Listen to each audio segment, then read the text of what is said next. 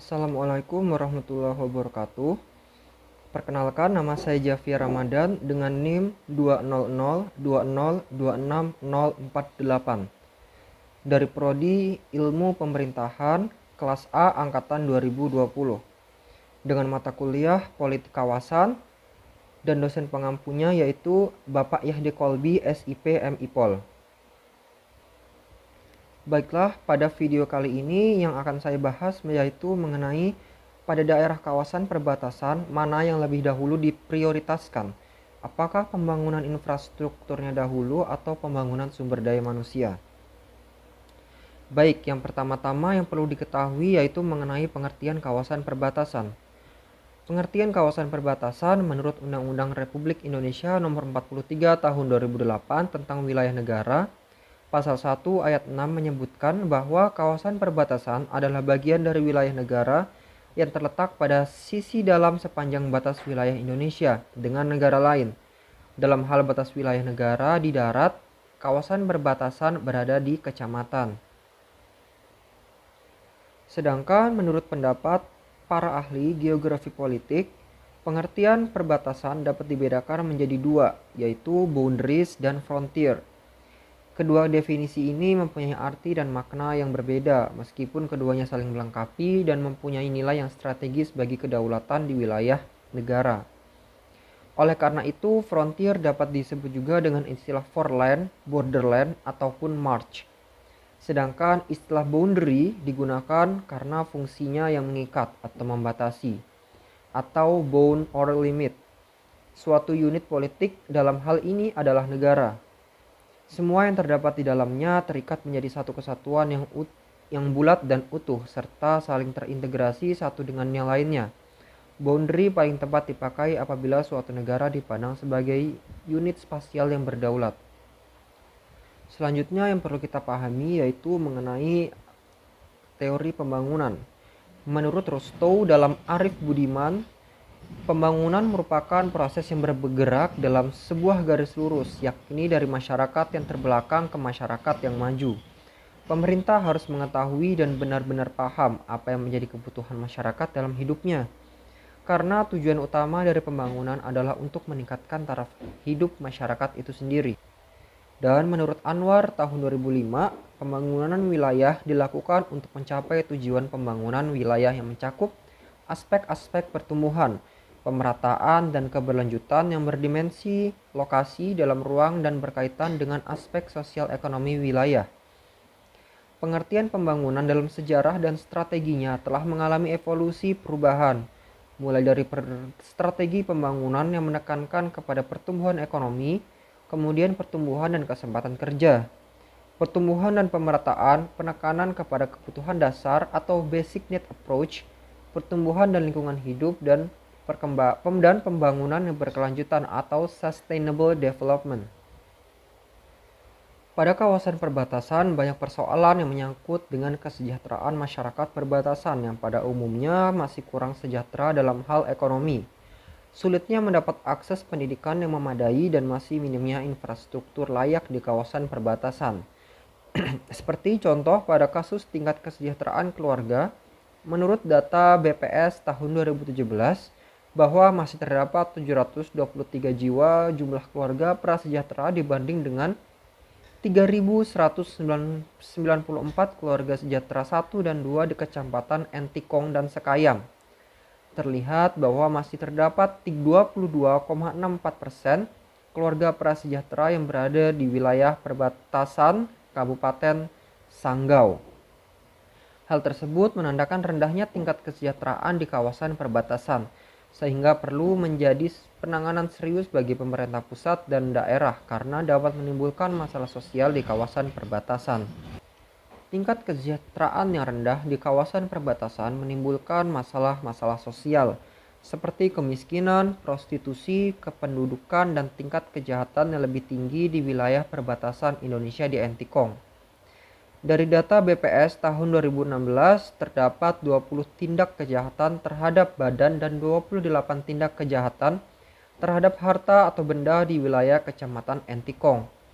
Selain itu, wilayah perbatasan Entikong merupakan pintu masuk bagi peredaran narkoba, yang berasal dari luar negeri karena masih terdapatnya jalan-jalan tikus di antara perbatasan Indonesia-Malaysia tersebut.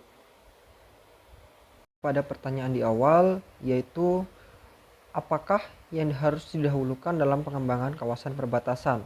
Apakah infrastrukturnya dahulu atau pengembangan sumber daya manusianya? Menurut saya, pembangunan infrastruktur harus diprioritaskan dan didahulukan dalam pengembangan kawasan perbatasan. Definisi infrastruktur menurut Peraturan Presiden Republik Indonesia Nomor 38 Tahun 2015, yaitu infrastruktur adalah fasilitas teknis dan fisik, sistem perangkat keras dan lunak yang diperlukan untuk melakukan pelayanan kepada masyarakat dan mendukung jaringan struktur agar pertumbuhan ekonomi dan sosial masyarakat dapat berjalan dengan baik. Dalam penjelasan yang disampaikan oleh Kepala Badan Pengembangan Infrastruktur Wilayah Kementerian PUPR, yaitu sasaran strategis Kementerian PUPR untuk kawasan perbatasan, terpencil dan pulau terluar ada beberapa hal. Yang pertama, pembangunan jalan baru sepanjang 2.650 km, yaitu di kawasan perbatasan Kalimantan, penuntasan missing link di beberapa daerah seperti Aceh dan Papua.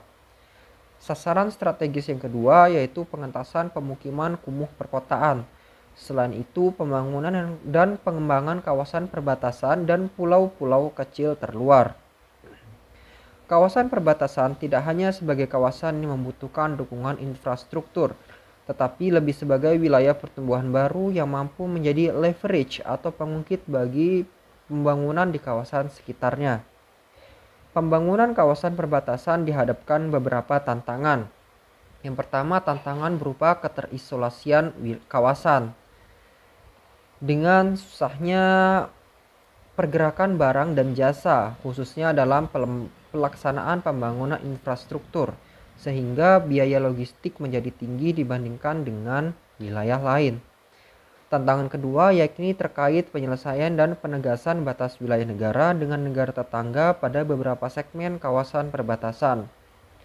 Yang ketiga, tantangan yaitu upaya peningkatan pengawasan di kawasan perbatasan.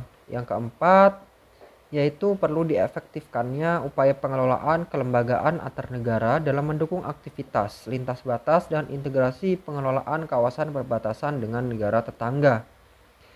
Tantangan kelima yaitu pendanaan karena terlalu banyaknya lokasi kawasan perbatasan yang harus didanai. Sedangkan kemampuan pendanaan pemerintah sangat terbatas. Untuk menghadapi tantangan tersebut, perlu dilakukan perencanaan yang terpadu antar pembangunan infrastruktur dengan kawasan strategis. Kementerian PUPR menerapkan keterpaduan perencanaan melalui pengembangan berbasis wilayah pertumbuhan strategis atau disingkat WPS, yang merupakan suatu pendekatan pembangunan yang memadukan antara pengembangan wilayah dengan market driven. Seperti contoh kasus penanganan masalah-masalah sosial di kawasan perbatasan Kecamatan Entikong di Kabupaten Sanggau telah dilaksanakan sejak tahun 2015 yang ditandai dengan pembangunan infrastruktur berupa pembangunan pos lintas batas negara beserta fasilitas pendukungnya, pembangunan akses jalan ke provinsi, kabupaten, dan antar desa, pembangunan suprastruktur yang meliputi pembuatan kebijakan pengembangan kawasan perbatasan melalui pendekatan keamanan, kesejahteraan dan lingkungan, kelembagaan dan pembangunan lingkungan, dan pembangunan manusia melalui peningkatan sarana pendidikan dan kesehatan, pembangunan desa dan pembangunan kebudaya. Ketiga pendekatan tersebut dilaksanakan guna peningkatan kualitas dan peningkatan perekonomian di Kecamatan Entikong. Peran infrastruktur dalam pengembangan suatu wilayah sangatlah besar. Peran dan fungsi infrastruktur dalam pengembangan wilayah adalah sebagai berikut. Infrastruktur memiliki peranan positif terhadap pertumbuhan ekonomi dan pengembangan wilayah. Dengan jangka pendek menciptakan lapangan kerja sektor konstruksi. Dengan adanya pekerjaan infrastruktur, yaitu dapat mempekerjakan warga di sekitar untuk pembangunan berupa seperti jalan, jembatan, dan lain-lain. Tentunya hal ini berdampak positif terhadap ekonomi masyarakat di sekitarnya. Dan jangka menengah dan panjang akan mendukung peningkatan efisiensi dan produktivitas sektor-sektor terkait. Selanjutnya, infrastruktur menjadi jawaban dari kebutuhan negara-negara yang ingin mendorong pertumbuhan ekonomi dan pengembangan wilayah dengan membantu penanggulangan kemiskinan, meningkatkan kualitas hidup, mendukung tumbuhnya pusat ekonomi, dan meningkatkan mobilitas barang dan jasa, serta merendahkan biaya aktivitas investor dalam dan luar negeri. Pembangunan infrastruktur dalam kondisi yang tepat dapat menimbulkan dampak yang positif pada pendapatan dan kesejahteraan dari rakyat yang miskin dan akan meningkatkan rata-rata pendapatan mereka. Infrastruktur akan menolong individu yang lebih miskin dan wilayah yang terbelakang untuk mengakses aktivitas ekonomi. Kemudian dari akses tersebut akan memberikan kesempatan kepada mereka untuk menambah peluang peningkatan produktivitasnya. Pembangunan infrastruktur pada daerah yang terbelakang juga akan menurunkan biaya produksi dan transaksi, meningkatkan akses kepada kesehatan dan pendidikan.